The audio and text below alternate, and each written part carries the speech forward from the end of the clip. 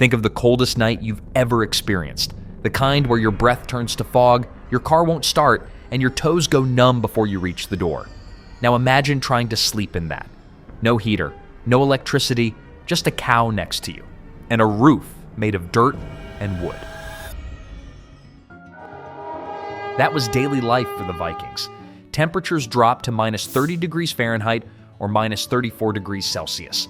No fleece pajamas, no thermostats, just the human body, instinct, and centuries of survival wisdom. So how did they do it? How did entire families, including children, sleep through Arctic-like winters and still wake up warm enough to build ships, chop wood, and sail across oceans? This might be the strangest Viking survival trick you'll hear today. They slept with their animals. Inside every Viking longhouse, families lived side by side with chickens, goats, sheep, even cattle. It might sound strange now, but it made perfect sense. Livestock gave off enormous body heat, and Viking homes were designed to trap every bit of it. Picture one large open room, a fire pit in the center, sleeping benches along the walls, low ceilings to keep warmth down, and the animals tucked right inside with the family. A single cow could give off as much heat as a 1,000-watt heater. Sheep were like living wool blankets, radiating warmth through the night.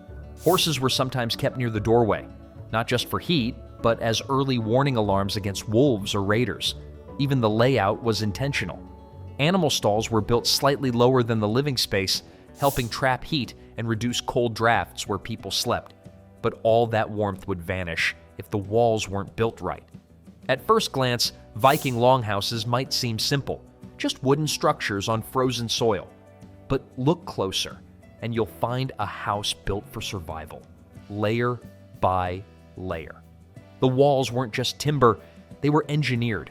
An inner wall of wooden planks, a thick middle layer of earth-packed turf, and an outer layer of boards, designed to block wind and rain. That turf layer wasn't decorative.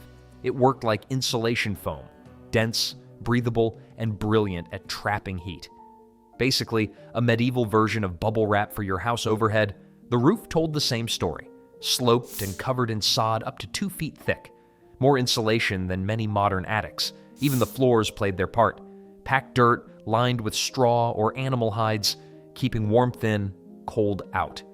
This design could hold an interior temperature of 40 degrees Fahrenheit, even when it was minus 30 degrees Fahrenheit outside. Not cozy, but warm enough to sleep through the night, and it didn't stop there. Many longhouses were partially dug into the earth, using the ground itself as a thermal buffer. Cool in summer, warm in winter. In spring, sod roofs even sprouted grass, blending the homes into the landscape. Some were angled to catch sunlight in the darker months, creating a passive heating effect long before the concept had a name. Vikings even tucked moss into the cracks between logs, a method called chinking, still used in traditional cabins today. Some scholars say these homes rival the thermal efficiency of small modern houses, all without metal, wires, or a single thermostat. There was fire, of course, but not the way we think of it. Most Viking longhouses didn't have chimneys, not because they hadn't thought of it, but because they knew what a chimney would do. It would pull warm air up and out. Instead, they relied on a central fire pit that burned constantly. A small hole in the roof let smoke escape, slowly, deliberately. The result was something we now call passive ventilation. Minimal heat loss, maximum efficiency. The air inside could get smoky, yes, but that smoke preserved the wooden beams, drove out insects, and baked residual warmth into the thick sod roof. These fires weren't blazing. They smoldered, steady, low, and controlled. And at night, the Vikings had a ritual. They'd remove stones from the fire, wrap them in sheepskin or fur, and place them under sleeping platforms. Heated to over 150 degrees Fahrenheit, these stones radiated warmth for hours, like ancient hot water bottles carved from the earth. Some fire pits were shaped like shallow cones, designed to spread heat evenly through the room. When wood was scarce, they turned to slow-burning alternatives, dried animal dung or blocks of peat, fuels that burned long and low, without lighting up the night. And even today, the rafters in ancient Viking homes are still blackened with soot, quiet evidence of winters endured, one smoky night at a time. Some fire pits were even lined with stone or whalebone, absorbing heat during the day and releasing it at night. a heating system built not for comfort, but for survival. But even with fire, the ground was a problem. Cold air sinks. The floor was frozen earth. So the Vikings raised their beds. Sleeping directly on the floor wasn't just uncomfortable, it was dangerous. Instead, they built wooden platforms or benches, often lined along the walls. These lifted sleepers away from the coldest layer of air and closer to the warmth held in the roof. Some platforms were wide enough for entire families to share. Others had hide curtains or woolen flaps to trap body heat, like personal sleeping pods.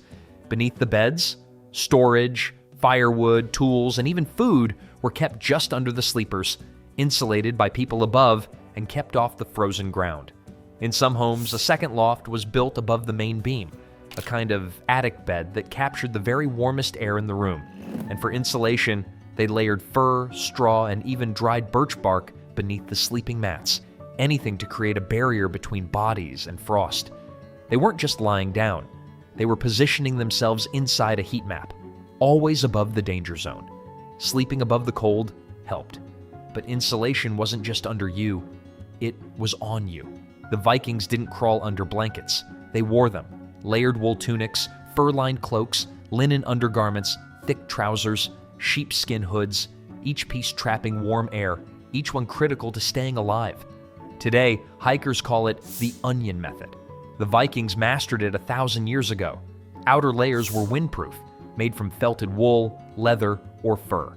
Sealskin was prized for its water resistance. Wolf and bear fur added extra insulation.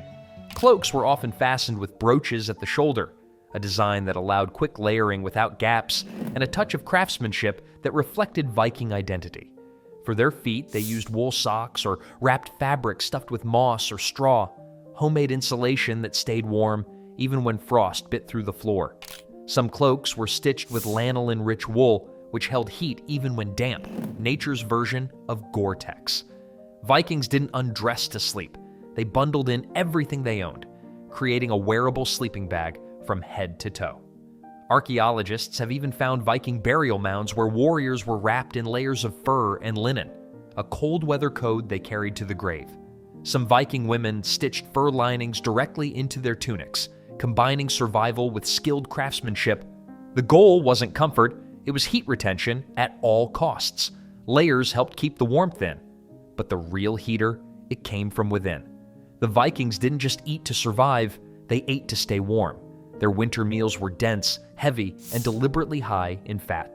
Whale blubber, seal meat, bone broth, barley porridge soaked in lard. 1 gram of whale fat contains over 9 calories, more than twice the energy of most modern protein bars.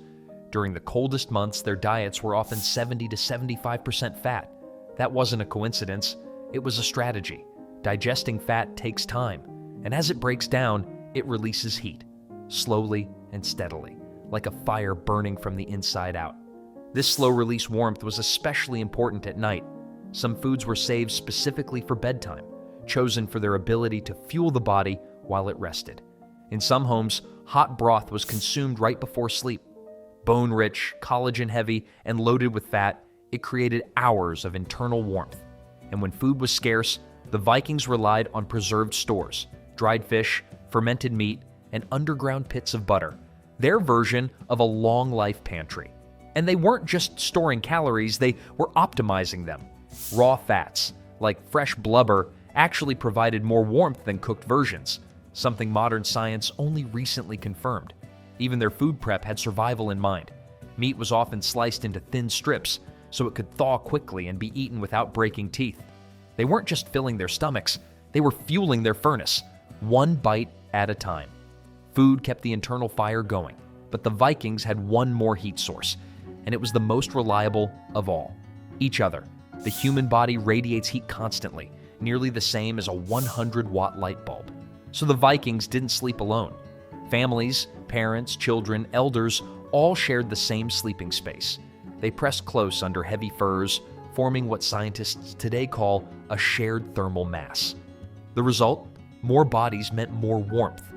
A family of 4 could raise the air temperature around them by up to 40 degrees Fahrenheit, enough to make the difference between freezing and survival. Dogs slept alongside their owners, not as pets, but as heat sources. Some homes used massive fur coverings stitched together from multiple hides, turning the entire sleeping platform into a single insulated dome. Sleeping wasn't just about staying warm, it was about staying alive. Every choice the Vikings made came from a fierce will to protect their families, their legacy, and their future. Surviving winter was only part of the story, because when the snow melted, the Vikings didn't just stay home. They set sail, without maps, without compass, and somehow they found a continent no one even knew existed: America.